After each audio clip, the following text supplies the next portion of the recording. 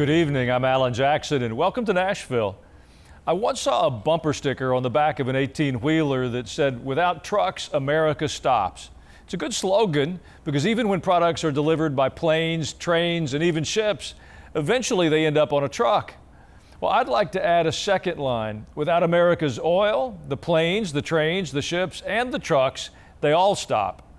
Well, for the last 4 years, America's energy policy has been the great unknown. There was the so-called Green New Deal, a global climate agreement, subsidies for solar panels and electric cars, even though we have more oil and natural gas than anywhere on Earth. Well, President Trump made the point in his last term that the U.S. was energy independent, but that didn't seem to matter to the Democrats. There was no America first during the Biden years. It was more like, America, get in line. Well, with that, I want to bring in our guest tonight, the longtime Republican congressman from Texas, Randy Weber. Welcome to our show, sir. Thank you, Alan. Appreciate being here. You chair the House Subcommittee on Energy, and you sit on the powerful House Energy and Commerce Committee. But coming from Texas, you also sit on some of the biggest oil and gas reserves in the world. You recently said we need to fight for an energy strategy that puts America first, not Beijing, not Brussels, and not the radical green lobby. In fact, you even introduced a bill that would prohibit any oil from our strategic petroleum reserve from being sold to China.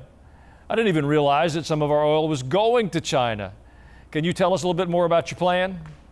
Well, absolutely, Alan, and it's great to be here. I am the upper Gulf Coast of, my District 14 is the upper Gulf Coast of Texas. We have 4 counties, starting in Louisiana, that other foreign country. And we go Orange County, Jefferson County, Galveston County, southern half of Brazoria County. Alan, we have 7 ports. We have more than any other member of Congress. Some have 4, we have 7. We produce 65% of the nation's jet fuel, 80% of the nation's military-grade fuel, 20% of the nation's gasoline east of the Rockies. And by the way, folks, my 7 ports does not include the Port of Houston. If you throw the Port of Houston in there, which is north of Galveston, about 40-something miles up the ship channel, now it's 80% of the nation's jet fuel. It's still 80% of the nation's military-grade fuel. And it's about, we have the Strategic Petroleum Reserve in our district. About 60% of that is in our district. So for us, fuel is a big, big thing. 3 LNG plants. Energy is a huge thing. So when we talk about not drawing down the Strategic Petroleum Reserve, and I say this tongue in cheek, Alan, more than y'all bargained for, when Biden was in office, you know, he drew it down, I guess, during election year to get the price of gas down to help his campaign. And I kept telling people, and mark my words, he's also going to start giving away free college tuition. Watch him. Well, of course, he did that too in the campaign year. But energy for us is huge. LNG for us is huge. Folks won't maybe know the location, but Beaumont, Texas, the port of Beaumont, moves more military personnel and equipment out of this country than any other port.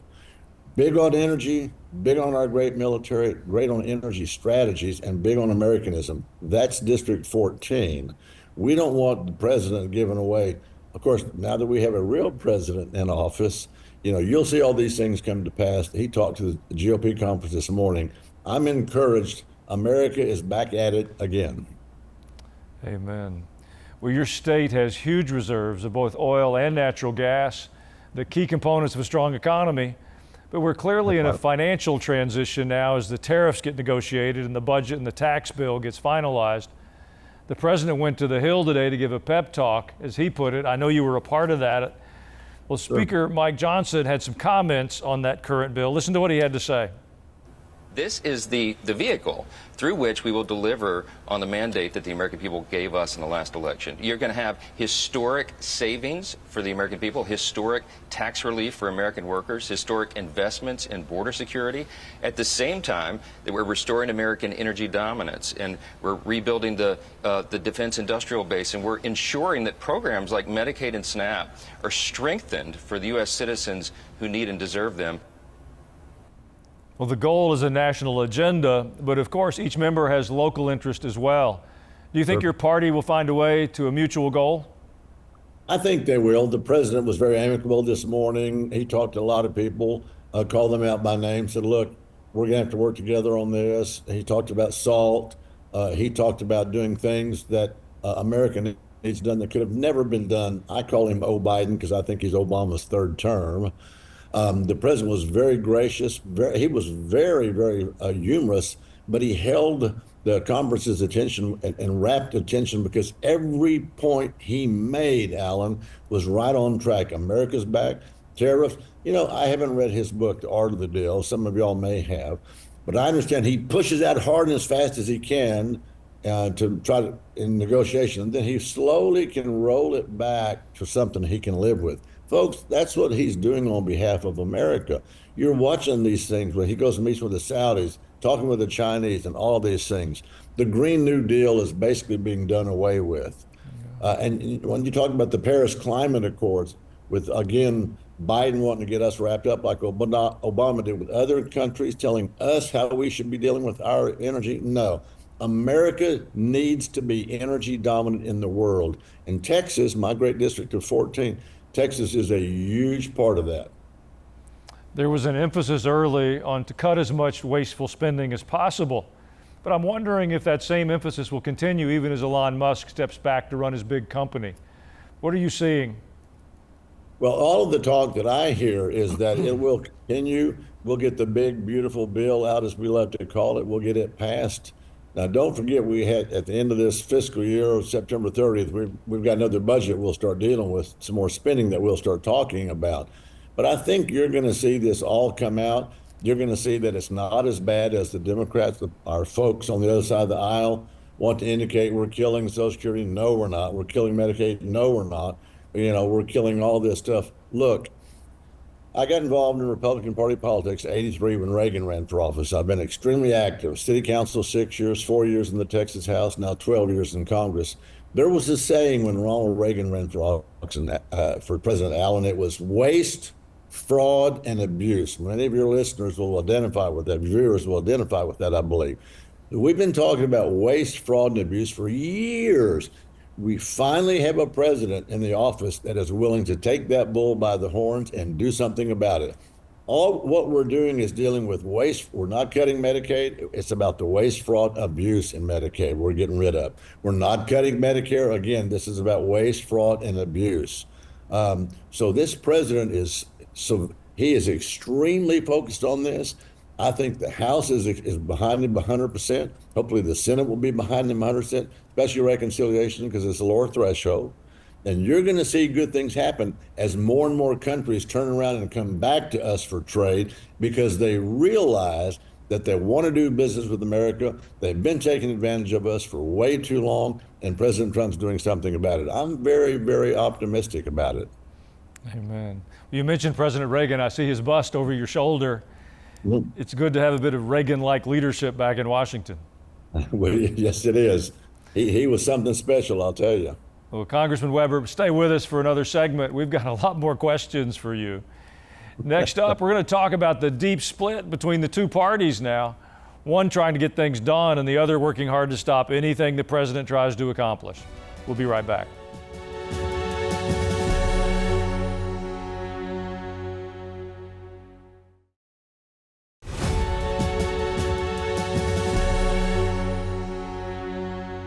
We're back now with Texas Republican Randy Weber. The president has a fast-moving agenda, and yet a number of things are on hold because some of the Democrats and their liberal judge friends are using the courts to put up roadblocks. Local judges preventing the president from doing things nationally. It's all backing up at the Supreme Court right now. So what's the House doing to rein in some of these local judges? You know, Alan, I've been saying for a long time, probably 20 or more years. Of course, I'm not an attorney. I was a small business owner, air conditioning company for 35 years. My beautiful bride of almost 49 years, November the 6th, she taught fourth grade for 27 years. So we're working people just like y'all. And I've watched this for a whole long time. I will tell you that the president is intent on getting as much done. Those people who are trying to throw a monkey wrench into what we're doing, the Democrats, they're lying through their teeth. They hate Donald Trump. They went to what you know the term as lawfare. You're talking about lawfare, they called it. And I've been saying this for probably 20 years.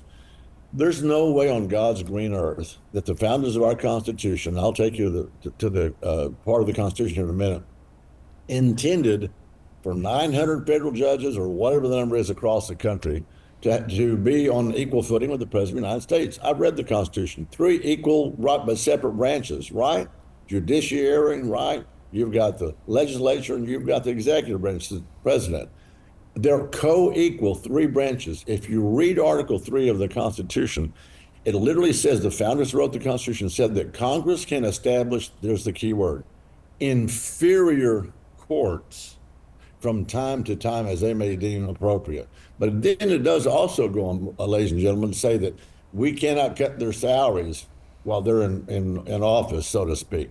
That's not to say we can't abolish the court, but don't miss that the writers of the Constitution said Congress can establish inferior courts. It's been amazing to me how a judge in California or some liberal state, wherever, can say to the President of the United States, thou shalt stop X. The Supreme Court's not going to hear this, Alan.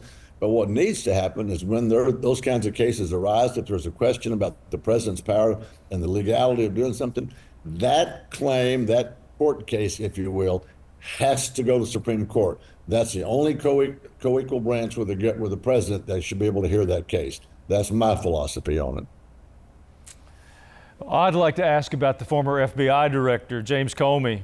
We've seen his Instagram posting of the seashells arranged as 8647, which translates into get rid of President Trump.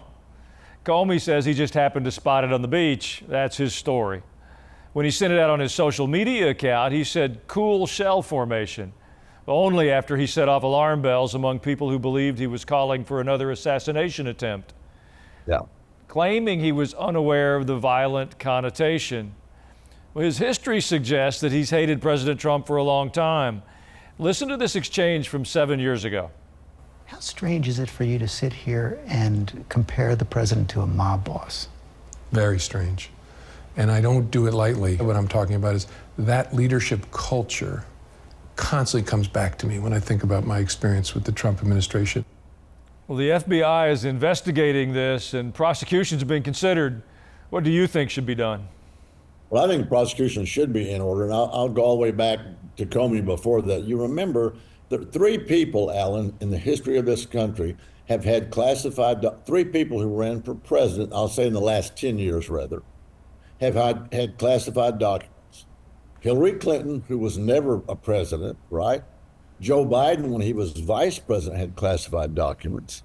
And then, of course, Donald Trump, as president, had classified documents. 3 people who ran for president in the last 10 years had classified documents, but only 1 was prosecuted. What does that tell you about this? You remember when Comey went and looked, or his team did, at Hillary's computer that her team had destroyed with cell phones, with hammers, and what they call bleach bit, I think it is. And he stood up and he literally said this, Alan. He said, we looked at that, even though she had whatever it was, 107 certain documents, and then some of them were high level, some were medium level, some were low level. But I think there was like 17 that were high level. I forget the exact number. Anyway, he literally says, but no competent, attorney, no prosecutor would take this case. And I'm like, Mr. Comey, that's not your job. You're the investigative arm. You need to go out there and you need to look for evidence. You're the police force in this case. You turn that over. You're not the judge and the jury. You turn it over to the prosecutor. You let that person and that legal process work out. Although he wasn't going to do that. Why? Because he hated Trump from the beginning. Well, one last quick question. I'd like to ask if you have any comment about what we've recently learned about former President Biden. His cancer diagnosis was unfortunate, but it's also accelerated the other reports about who was actually running the White House during such a critical time. Was America's safety at risk? Who signed the orders he gave? And how bad a shape was he in while he was in the Oval Office and all this was going on? How does that seem to you on the Hill?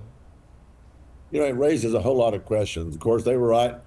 It came out, of course, a lot of the stuff he was signing was done by an auto pen. I got involved when Reagan ran for re-election in '83. I've been a very active Republican precinct chair, election clerk, and election judge down in Missouri County. starting from 83 on, I've never seen a presidential candidate get on the ballot without having to go through the primary. I think the Democrats pulled a fast one on the American public. They held Joe Biden kind of in the secret, if you will, at bay, whatever you want to say.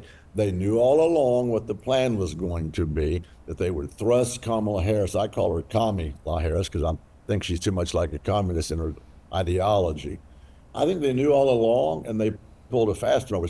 Heart goes out to President Biden. Nobody wants him any ill will. In fact, we're commanded in the Bible to pray for those in authority over us.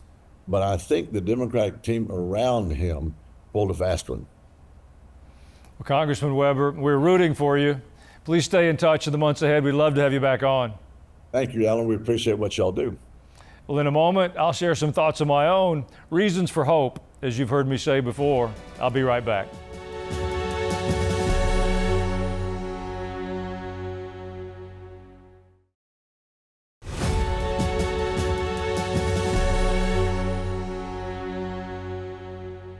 You know, for too long, the people of faith have been willing to retreat to quiet, private, spiritual lives and to disengage from public discourse.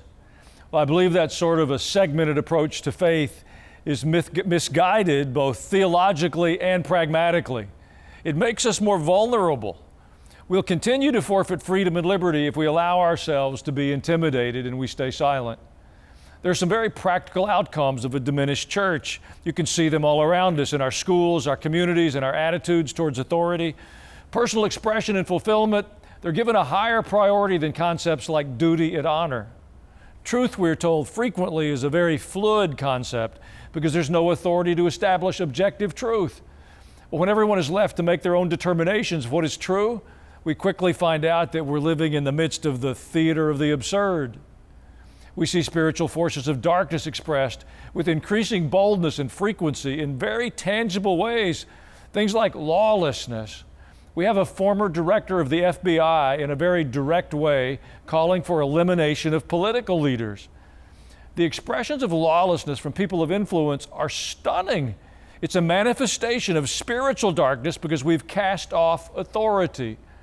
There's a verse in Proverbs 14 I'm reminded of. It says that righteousness exalts a nation, but sin is a disgrace to any people. If we as Christ followers will stand for righteousness, we'll enable God to bring exaltation within the places where we have authority. In our homes, in our communities, we'll see human dignity increase. We'll see principles like freedom and truth, justice and hope truly regain momentum. Now that is a reason for hope. In a moment, your emails. Stay tuned.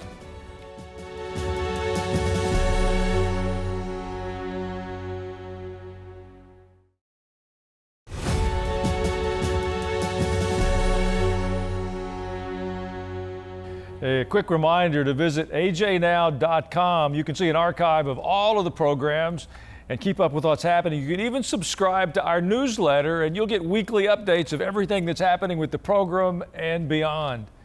Now it's time for some of your emails. A viewer commented on the YouTube episode with Pete Peterson. I've gotten into the practice of reading labels on foods. It's shocking and concerning how little is manufactured in the U.S.